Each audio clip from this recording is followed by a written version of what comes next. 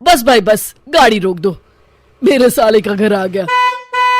अरे दीदी, जीजाजी, आप लोग आ गए। कैसे हैं जीजाजी? अरे वो सब बाद में, पहले टैक्सी वाले के पैसे चुकता कर, इसे बहुत जल्दी है।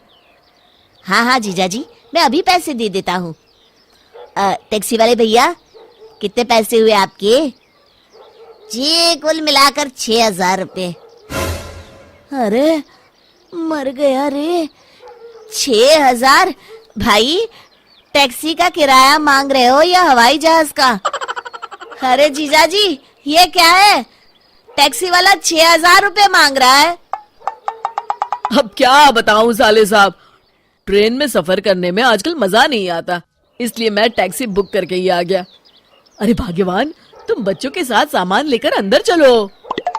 क्या भाई, ये तो बहुत ज्यादा है, कुछ कम नहीं हो सकता क्या? ये सब तो आपके जीजाजी को टैक्सी बुक करने से पहले सोचना चाहिए था।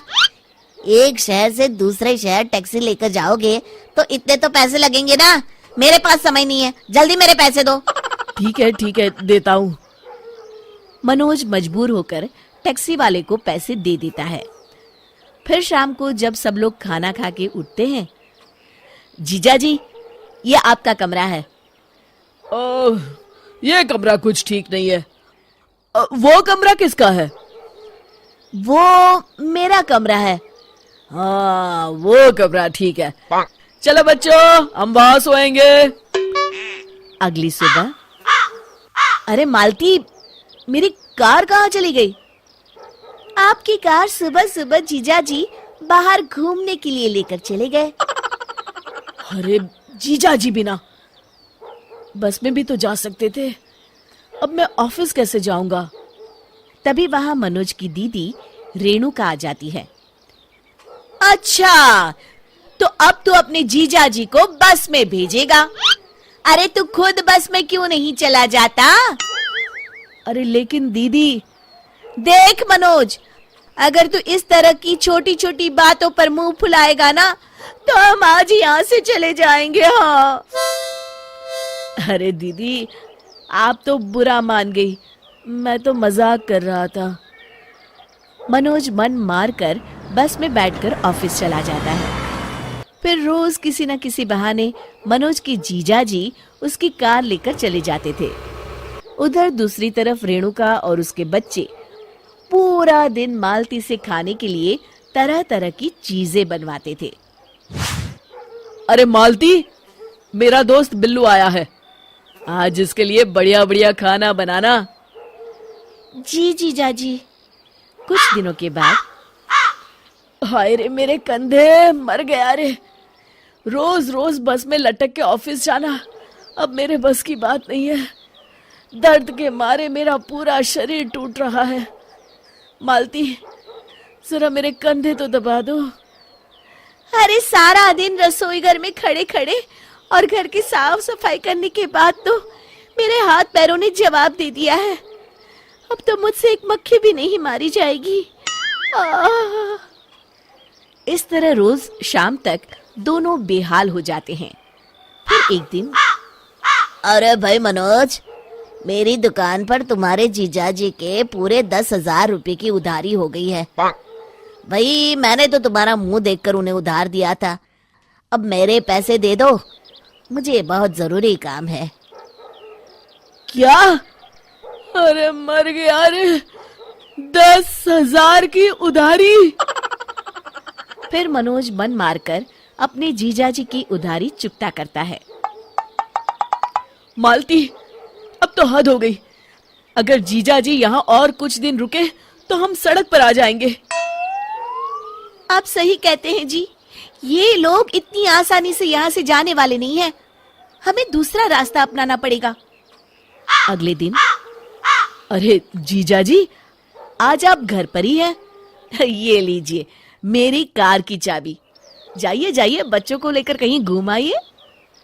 अरे आज तो कमाल हो गया, ये खुद कार की चाबी मुझे दे रहा है। गजोधर कार लेकर चला जाता है, लेकिन आधे रास्ते में ही कार बंद पड़ जाती है। अरे ये क्या हो गया इस कार को? ये तो पूरा सुनसान इलाका है, यहाँ तो दूर दूर तक कोई नजर नहीं आ रहा। अरे मर गया, अब क्या करूं? फिर गजोधर किसी तरह घर पहुंचता है। मनोज, ये तुम्हारी कार की चाबी। आज के बाद मैं इसे हाथ नहीं लगाऊंगा। हाँ। अगली सुबह। हाँ भाई मनोज, मालती कहाँ है? अभी तक नाश्ता नहीं लाई। अरे जीजा जी, कल रात मालती गिर गई थी। तब से मालती को कुछ भी दिखाई नहीं दे रहा। मैंने डॉक्टर भी बुलाया है। तभी वहां डॉक्टर साहब आते हैं और मालती की आंखों की जांच करने लगते हैं। हाँ भाई डॉक्टर, क्या बीमारी है, कुछ पता चला? मनोज, ये आदमी कौन है जो इतनी बदतमीजी से बात कर रहा है? डॉक्टर साहब, ये मेरे जीजा जी हैं। ओ जीजा जी, अरे माफ करना, आपका तो बोलना बनता है जी। देखिए, सर पे भारी चोट लगने की वजह से इनकी आंखों की रोशनी पूरी तरह जा चुकी है। अब ये कभी नहीं देख पाएंगी। अच्छा, अब चलता हूं मैं। फिर अगले दिन से घर का सारा काम रेणुका को करना पड़ता है। उधर मनोज की कार खराब होने की वजह से जीजाजी भी कहीं घूमने नहीं जा पाते। दूसरी तरफ मनोज घर की बिजली भी कटवा देता है। क्यों भाई मनोज, हमारे घर की बिजली को क्या हुआ? दूसरों के घरों में तो बत्तियां जल रही हैं। जीजा जी, वो मैंने कई महीनों से बिजली का बिल नहीं भरा है ना। अरे तो जाकर पहले बिजली का बिल भरो। अरे जीजा जी, हजारों रुपए भरने पड़ेंगे। मेरे पास अभी इतने पैसे हैं नहीं। अब तो इसी तरह गुजारा करना पड़ेगा जी। इस तरह गजोधर और रेणुका का उस घर में जीना मुश्किल हो जाता है। हाय मेरी कमर, इतने लोगों का खाना बना बनाकर मेरी तो हालत खराब हो गई। ये बच्चे सारा दिन बुआ ये बना दो, बुआ वो बना दो कहकर मेरी जान खाते रहते हैं। ऊपर से बिजली भी नहीं है। तुम सही कहती हो, सारी रात गर्मी में मच्छर काटते रहते हैं। ऊपर से मनोज की कार भी खराब है। अब यहाँ रहने में कोई मजा नहीं है। मजा तो अब यहाँ रहना किसी सजा से कम नहीं है।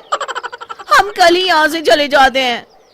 हाँ हाँ, कल ही चलते हैं। अगले दिन मनोज की जीजाजी और दीदी घर छोड़कर चले जाते हैं।